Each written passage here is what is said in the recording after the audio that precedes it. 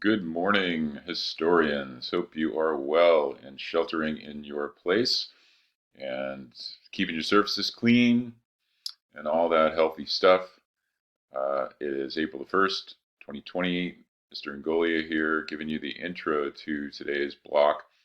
And I'm just going to start off by saying that Schoology has been a little weird, wonky lately because so many users have jumped onto the platform since we all went online. That is, America, basically, in education went online. So it might be a little troublesome for you to get in and out of pages. And if that's the case, you can simply just do the reading, and hopefully you'll be able to see at least one page what the reading is. But I'm going to jump in here to the agenda for today to hopefully enlighten you in that regard.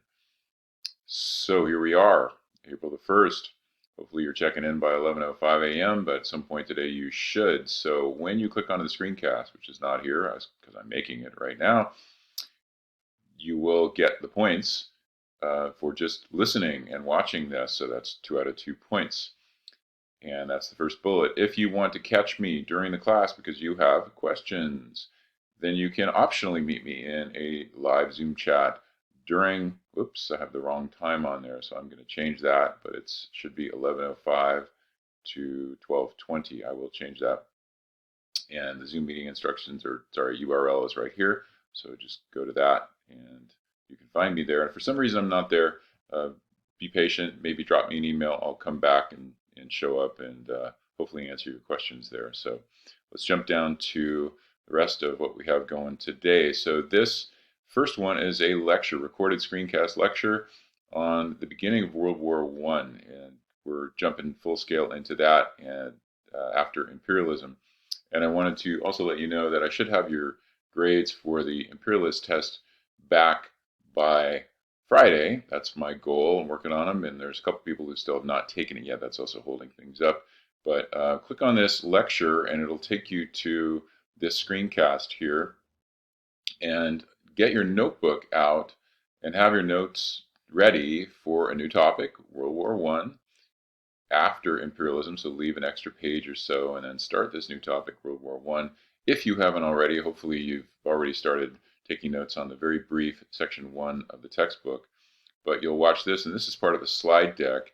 And if you take these notes and then you send me an image of your notes, you will get 3 points. And for some reason, I put 2 points. So I'm going to edit that right now and make sure that it says 3 points.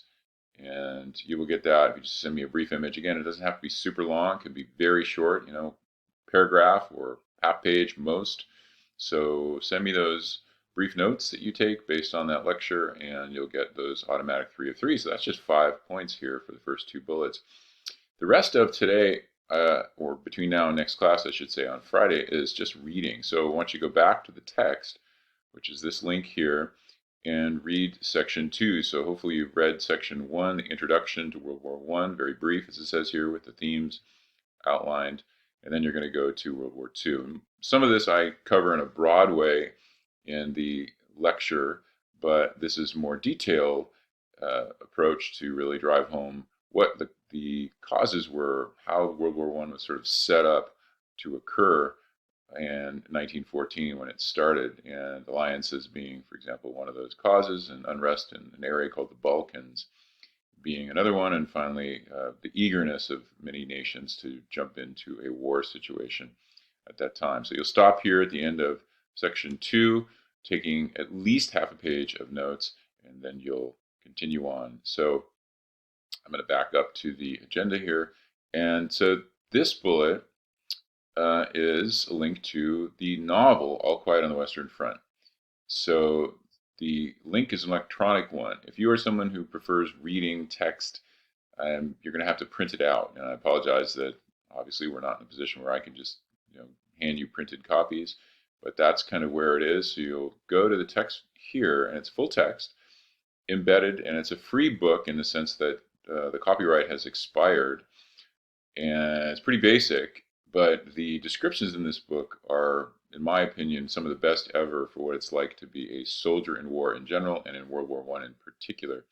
So You should also take notes. And the intro chapter really just dives right into the experience of being a soldier.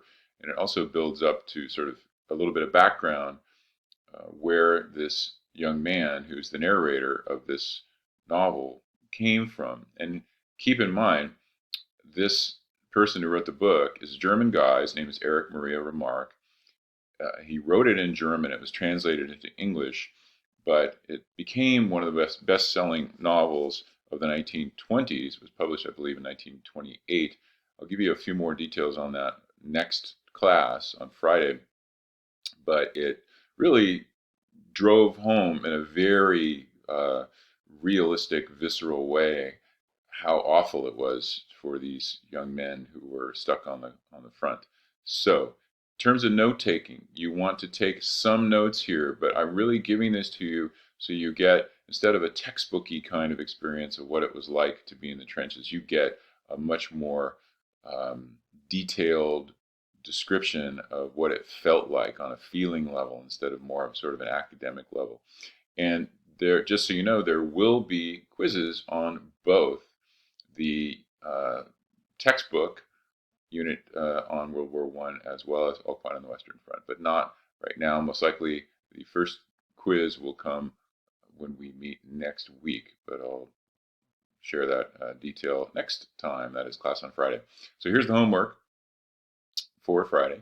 If you have not finished any bits from the imperialism section, make sure you get those done and submitted. And the only other two are to finish the reading of section 2 on World War I with your notes and on All Quiet on the Western Front. It's possible I will ask you to take a picture of your notes for both or either and submit those on Friday. It doesn't have to be during class, but it might be sometime during the day. So please get that done. And one or two of you is taking electronic notes, go for it. But everybody in general in the class should be taking handwritten notes in their notebook. I think Owen is the exception to that, and everybody else should be doing handwritten. Contact me if you have any questions, or see me on the Zoom meeting if you need to, if you're still not sure what to do.